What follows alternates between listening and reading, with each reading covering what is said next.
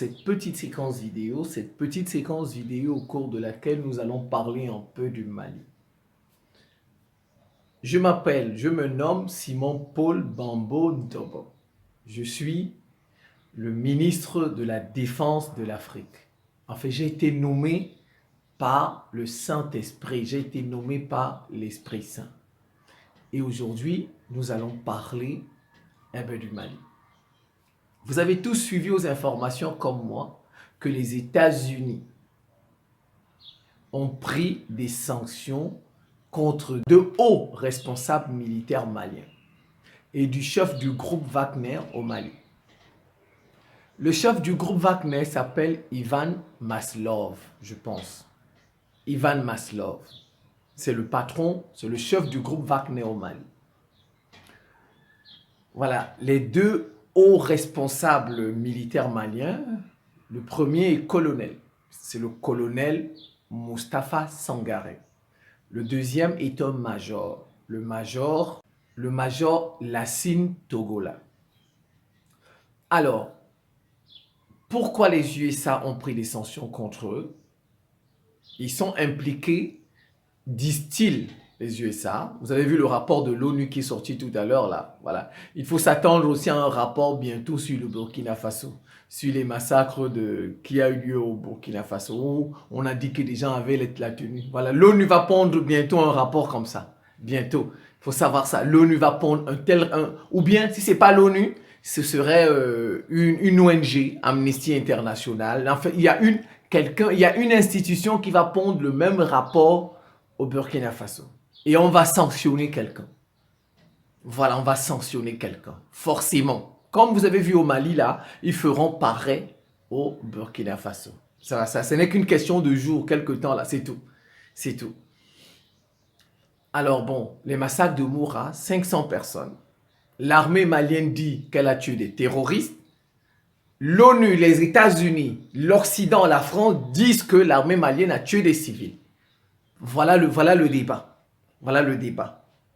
Quand eux, ils tuent des terroristes, ils disent que ce sont des terroristes, tout le monde accepte. Quand nos armées tuent des terroristes, eux, ils disent que ce sont des civils. Voilà le débat. Voilà, c'est ça le débat, c'est tout.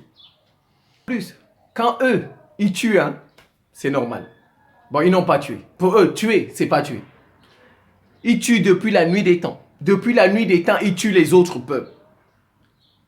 Ils ont éradiqué les Amérindiens. Ils sont génocidés partout.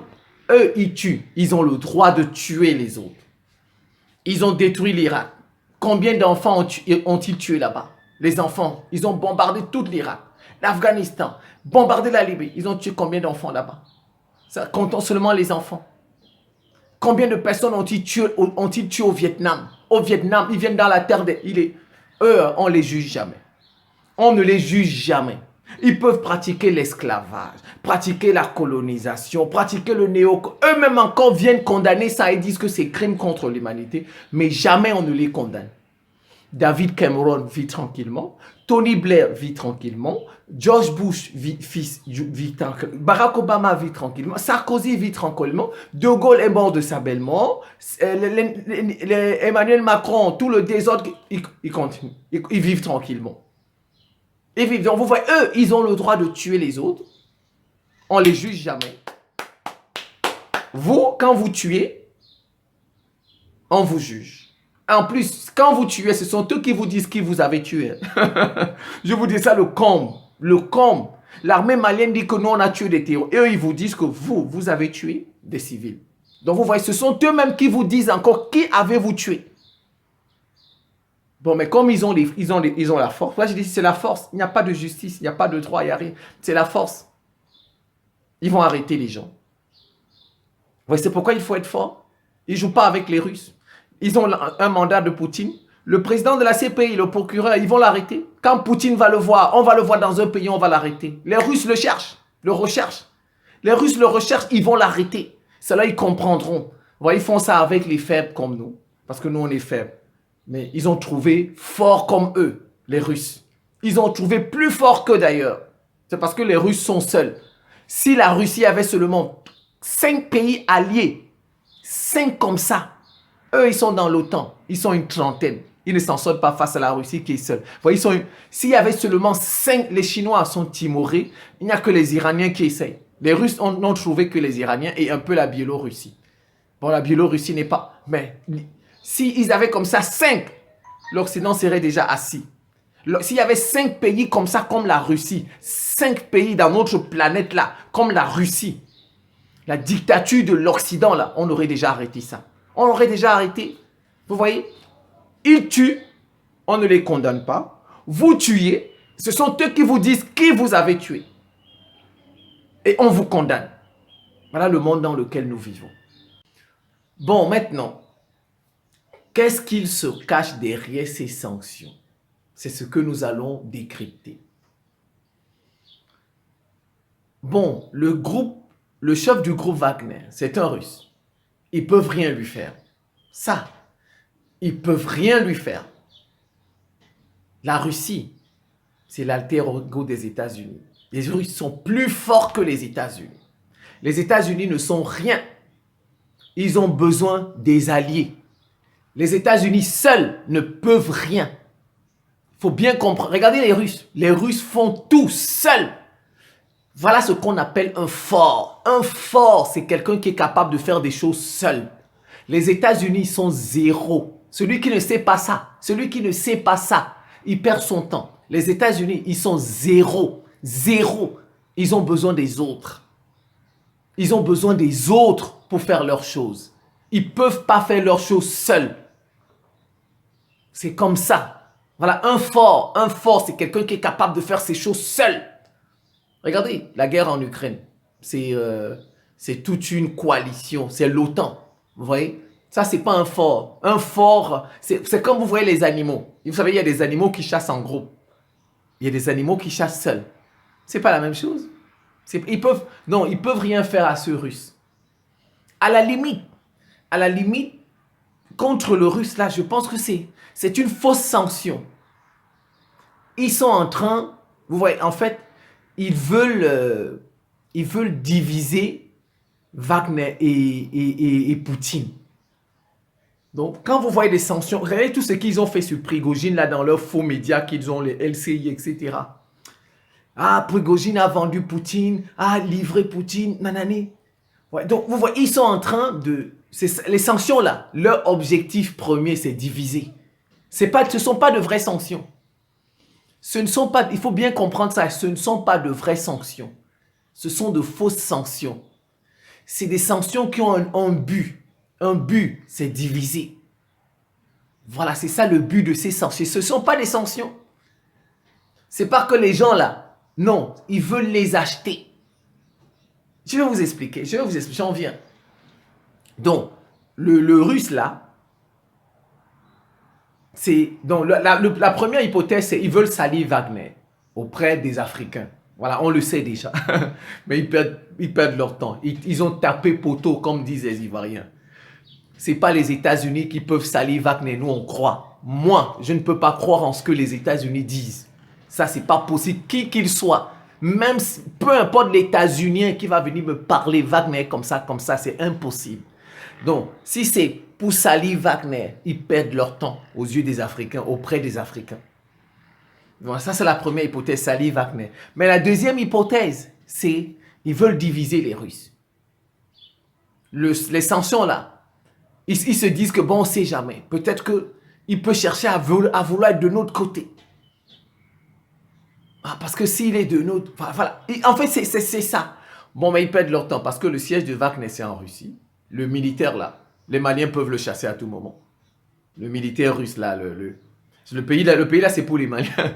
Non? Et je vois mal un Russe trahir son pays. Je vois mal. Si c'était encore un petit pays, si la Russie était un petit pays, oui, là, je peux voir un Russe trahir son pays. Mais un Russe trahit un grand pays comme ça. Un Russe n'envie pas un États-Unien. Un Russe n'envie pas un États-Unien. Un Russe n'en vit pas. Donc là, ils ont raté leur coup.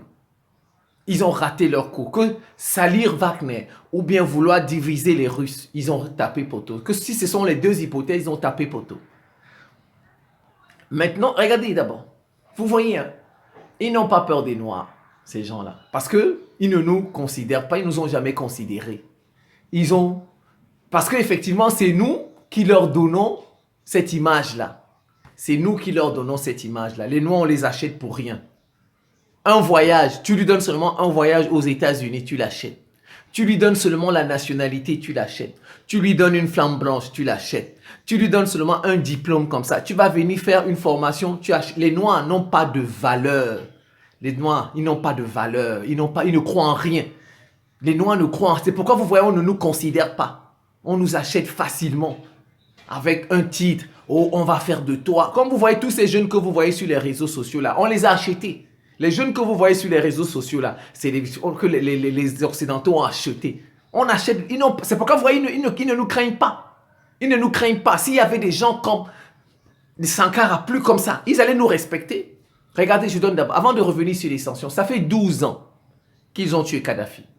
Ça fait 12 ans. Kadhafi a été tué en 2011. Depuis 12 ans, est-ce qu'il y a des élections en Libye? Dites-moi, est-ce qu'il y a des élections en Libye? Non. Est-ce que vous voyez, ils en parlent? Non. Ils n'en parlent pas. Vous avez déjà vu les États-Unis parler? Ils n'en parlent pas. Vous avez vu la France parler? Ils n'en parlent pas. Vous avez vu le Royaume-Uni parler? Ils n'en parlent pas. Ils ne parlent pas des élections. Non. Mais vous voyez, tous les jours, ils parlent des élections au Mali. Tous les jours, ils parlent des élections au Burkina Faso. Tous les jours, ils parlent des élections même en Guinée. Ils ne considèrent pas les Noirs, ils respectent. Mais c'est de la faute des Noirs parce que les Noirs n'ont pas de croyance, n'ont pas de valeur. Ils ne croient en rien. Juste quelques-uns là. Après, quand on met la pression, ils cèdent. Ils cèdent. Quand on lui met... Les Noirs ont besoin, envie qu'on les voit. C'est des parvenus. Qu'est-ce qui s'est passé à Benghazi en 2012? Vous savez pourquoi ils ne parlent plus? Benghazi 2012. Les milices là ont attaqué l'ambassade des États-Unis. C'est l'ambassade ou le consulat des États-Unis. On a tué l'ambassadeur qui était là. On l'a tué. Sous Hillary Clinton. C'était Hillary Clinton qui était secrétaire d'État à l'époque de Barack Obama. Depuis ce jour-là, les États-Unis ne parlent plus sur la Libye. Vous avez déjà vu les États-Unis parler depuis 2012, dites-moi, vous avez déjà vu? Ils ont peur. Ça ne veut pas dire qu'ils ne sont pas forts. On n'a pas dit qu'ils ne sont pas forts, mais ils ont peur. Parce qu'ils savent que les gens là vont aller attraper leurs citoyens. Ils vont aller attraper leurs citoyens. Ils ne jouent pas. Vous voyez, c'est pourquoi tu vois chez nous, ils parlent des élections tous les jours. Ils ne nous considèrent pas parce que nous ne réagissons pas. Les Maliens doivent aller à l'ambassade, devant l'ambassade des États-Unis, la population marcher, les menacer. Parce qu'ils ne considèrent pas les... Je vous dis, si vous ne faites pas la force avec eux, ils ne vont pas vous respecter. Ils ne vont pas vous respecter. C'est comme ça. Regardez, depuis 12 ans aujourd'hui, 12 ans, on ne parle pas d'élection en Libye. 12 ans, on ne parle pas d'élection en Libye. Ils ont peur. Ce n'est pas qu'ils ne sont pas forts, mais ils ont peur pour leurs civils. Voilà, pour leurs citoyens qui sont là-bas, c'est tout. Mais vous voyez, tous les jours, ils parlent. Revenons sur les sanctions. En fait, comme je vous ai dit, ils vont bientôt prendre aussi des sanctions sur le Burkina Faso. Mais en fait, les sanctions là ont deux objectifs. Et il faut que les Maliens n'aient pas peur. Ils sortent des sanctions de la CEDEAO, ça ne les a pas tués. Les sanctions n'ont jamais tué personne. N'ont jamais détruit un État. En tout cas, peut-être ça peut tuer une ou deux personnes, mais non jamais. Regardez Cuba. Cuba, ça fait plus de 60 ans qu'il y a des sanctions sur Cuba. Cuba s'en sort. Regardez l'Iran. Depuis 79 qu'il y a des sanctions sur l'Iran, bientôt ils auront la bombe atomique. Donc, il ne faut pas avoir peur des sanctions. Les sanctions, il ne faut pas avoir peur. Il ne faut pas trahir son pays parce qu'on vous a sanctionné. Et c'est ça le problème. Non, les sanctions, là, c'est que, soit ils veulent viser Assimi Goïta, mais ils ont peur de la réaction des Maliens. Parce que c'est comme ça qu'ils ont commencé avec les sanctions en Russie. Hein. Les mandats, là, ils ont d'abord touché l'entourage de Poutine. Après, mandat d'arrêt sur Poutine. Vous avez vu? Donc, en fait, ils visent Assimi Goïta. Mais bon, ils commencent par son entourage. Et pour finalement tomber peut-être sur Assimi Goïta, comme ils ont fait avec Poutine. Et ils veulent faire certainement comme ça, pareil avec au Burkina Faso, avec Ibrahim Traoré. Voilà. Donc c'est ça l'objectif, Assimi Goïta. Mais le deuxième objectif, vous savez, ils sont très intelligents. Hein. Ils divisent par sanction. Ils sanctionnent pour diviser. Ça, la sanction, on peut aussi voir ça comme ça. Ils sanctionnent pour diviser.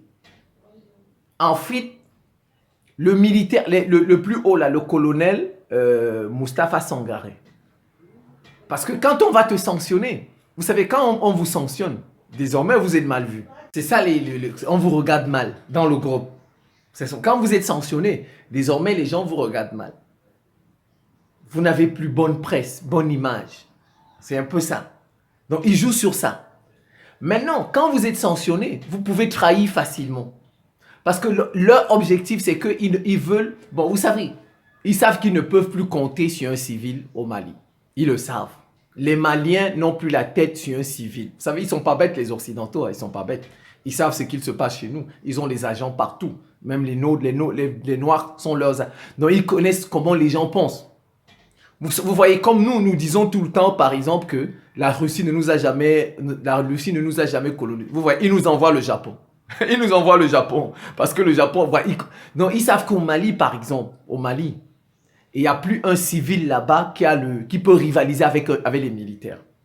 À la limite, le seul civil qui peut rivaliser avec les militaires au Mali, c'est le premier ministre Choguel Maïga. Mais ils ne peuvent pas corrompre Choguel Maïga. Ils ne peuvent pas l'acheter. Ils le savent. Choguel Maïga, ils ne peuvent plus l'acheter. Ça, c'est impossible. Choguel Maïga, où il en est, il peut mourir pour son Mali. Il peut. Voilà. Donc, maintenant, qu'est-ce qu'ils font? Ils comptent sur... puisque les Maliens comptent sur les militaires. Donc, ils jouent maintenant sur les militaires. C'est pourquoi vous voyez ces sanctions-là. Ils jouent sur les militaires. Il dit, si on le sanctionne, il sera au banc des accusés. Il sera honni. Il sera mal vu. Vous voyez, il sera mal vu. Et il devient vulnérable. En fait, ils veulent diviser l'armée. Parce que jusqu'ici, l'armée malienne est soudée. Vous voyez, jusqu'ici, ils n'ont pas encore réussi à diviser l'armée malienne. Donc, ils utilisent les sanctions. Vous voyez, ils utilisent les sanctions, mais en fait, derrière, c'est une sanction parce qu'ils se disent qu'il sera mal vu. Il va se sentir rejeté. Il va se dire, ah, pourquoi moi maintenant? Et il va chercher à négocier. Il va chercher à négocier avec ceux qui ont pris des sanctions. Voilà. Ça, peu importe, hein. Même si c'est des sanctions de rien du tout, des visas, tout ça. Mais seulement qu'il sera mal vu. Donc, vous voyez. Donc, maintenant, il peut trahir. Parce que quand vous êtes mal vu, vous devenez vulnérable. Dès qu'on vous devenez, il peut trahir. Il peut, ah ben, je vais essayer de rétablir. Donc, il peut faire le jeu. Ils vont le contacter. Lui faire des propositions. Et bien maintenant... espérant que ça va marcher. Et puis, bon, vous voyez, un jour, vous entendez coup d'État. Ah ben, on a écarté Assimi Goïta. Et c'est celui-là qui est... Vous voyez, comme vous avez vu ce qui s'est passé, c'était des généraux. Moussa Traoré. Tout ça, c'était dans l'armée. ATT. Amani Toumani Toural. C'était des généraux, tout ça. N'est-ce pas? C'est comme ça. Donc, ils jouent sur l'armée. C'est une sanction pour diviser l'armée malienne. Ce n'est pas une sanction punitive. Non. Ce n'est pas une sanction punitive. Il faut bien comprendre. Le but, c'est diviser les militaires. Ah, ils sont désormais mal vus. Ils pourraient chercher à se rapprocher de nous pour négocier avec nous. Voilà. Et comme ça, dès qu'on a déjà deux qui veulent négocier avec nous, ils vont mettre un camp, une partie de l'armée avec eux. Eh bien, c'est parti. Et c'est comme ça que vous allez voir, il y aura des troubles, il peut y avoir renversement. Voilà, mais ils perdent leur temps parce que déjà, il n'y a pas que l'armée, il y a le soutien de Wagner. Ce ne sera pas possible. S'il n'y avait pas les Russes, je pouvais croire en ça. Comme vous avez vu, ils ont fait avec Thomas Sankara. Thomas Sankara et Blaise Compaoré. C'est ce qu'il s'est passé. Bon, ce n'était pas des sanctions, mais ils ont négocié avec Blaise Compaoré. Donc, vous voyez, ce sont des sanctions division. Ce ne sont pas des sanctions punitives. Ce n'est pas pour punir. C'est une sanction pour diviser les soldats maliens, l'armée malienne. Voilà, c'est tout. Donc maintenant, c'est aux Maliens de comprendre ça. Il faut qu'ils restent soudés. Qu'il reste soudé. Et qu'il ne sait pas de montrer à ce colonel-là qu'il a été, même ne fût-ce que par un seul mot. Parce que vous savez, il y a des mots, hein. Les mots, c'est blessant. Ça peut vous blesser. Et puis, vous voyez quelqu'un, il change complètement de visage. Vous voyez? Il y a comme ça, il va changer. Donc, faire attention. Il faut faire comme s'il n'y avait jamais eu sanction. Jamais. Ne même pas parler de... En fait, peut-être parler de ça, mais lui dit non, ça, c'est rien. On est entre nous Maliens. C'est des choses pour nous diviser. Il faut qu'ils se le disent, qu'ils s'encouragent. Voilà, c'est tout. Comme ça, l'armée va rester unie, soudée. Parce que je vous dis, c'est ça l'objectif. Ce n'est pas une sanction punitive, c'est une sanction pour diviser. On veut mettre, ils n'ont pas, jusqu'ici, ils n'ont pas trouvé l'astuce pour diviser les Maliens. Ils ont voulu utiliser les civils, mais ça ne marche pas. Donc, il faut infiltrer l'armée. Il faut sanctionner quelqu'un là-bas. Sanctionner quelqu'un. En le sanctionnant, il va se sentir mis au banc. Et peut-être que, c'est ce qu'ils espèrent, peut-être qu'il va chercher à négocier avec nous et on va lui donner nos conditions. Voilà, c'est tout. On va lui donner nos conditions. Tu veux négocier? Ouais, regardez, comment comprendre que... Regarde, prenons le Soudan. Le Soudan. Vous voyez Emeti là, le patron des FSR, la milice. C'est lui qui a tué tout, qui a fait des génocides au Darfour. C'est lui qui a fait avec ses milices Janjaweed au Darfour. Mais on ne l'a jamais sanctionné. Jamais. Aucun mandat d'arrêt contre lui. Jamais. Parce qu'il voit loin. Ils se disent, ah, il a des milices, des gens qui comptent sur lui. On peut utiliser ça un jour. Regardez, ils ont sanctionné Omar El-Béchir. Mais le propre général là, ils auraient pu regardez, puisqu'au Mali, ils ont sanctionné 2 personnes, n'est-ce pas? Donc, ils auraient pu sanctionner Omar El-Béchir et puis sanctionner Emeti du FSR, puisque ce sont ces hommes qui étaient sur le terrain, le général Emeti, n'est-ce pas? Ils ne l'ont jamais fait. Ils ont juste sanctionné Omar El-Béchir. Regardez au Mali, ils ont sanctionné 2 personnes. Vous voyez, Jean-Pierre Bemba, on l'a sanctionné pour la RCA, n'est-ce pas? Mais aujourd'hui, il est quoi? Il est ministre de la Défense. Vous voyez, aujourd'hui, il est ministre de la Défense. On l'a ramené. Voilà, on l'a ramené. Il est ministre de la Défense. C'est comme ça. C'est comme ça. Il voit loin. Ça, c'est une sanction, pas punitive, mais c'est une sanction division. Voilà, ils espèrent qu'il va retourner sa veste. Voilà, il va retourner sa veste contre ses propres frères, contre son propre pays, pour travailler avec eux, les États-Unis. Vous voyez? Il vous retourne contre votre propre pays. Vous allez éliminer vos propres frères pour travailler, pour être bien vu par les États-Unis. Et ce sont eux qui vont rester au top. Et vous êtes toujours là, soumis. Parce que le Mali va vers sa liberté. Il faut bien qu'un pays africain leur tienne tête. Regardez, il y a des pays qui leur tiennent tête. Le Venezuela leur tient tête. Cuba leur tient tête. Regardez, la Corée du Nord, l'Iran leur tient tête. Il n'y a qu'en Afrique où il n'y a même pas un pays en Afrique ou de l'Ouest, du Centre, un pays qui tient tête aux États-Unis, à l'Occident. Un pays pour libérer. Il n'y en a pas. C'est le seul continent où vous n'avez pas un pays qui tient tête. Tous les continents ont au moins un pays qui tient tête. Donc, vous voyez, c'est ça. Ils veulent à tout prix casser le Mali, à tout prix casser le Faso, à tout prix casser la RCA. C'est ça l'objectif. C'est ça l'objectif. RCA, ils ont menacé le président directement, ils lui ont donné 12 mois. Le Burkina Faso, ils vont utiliser les massacres de tout récemment, là. Ils vont utiliser ça aussi au Burkina Faso, comme ils viennent d'utiliser les massacres au Mali. C'est ça l'objectif. C'est ça l'objectif. Des sanctions pour diviser. Ce sont des sanctions pour diviser. Ce ne sont pas des sanctions punitives, mais ce sont des sanctions pour diviser. Donc, quitte aux Maliens de comprendre ça et de ne pas céder. Voilà, de ne pas céder. Il ne faut pas voir ça comme des sanctions. Ah, on nous a pu. Non, non, non, non, non. C'est des sanctions pour... Au contraire, il faut rester soudés davantage.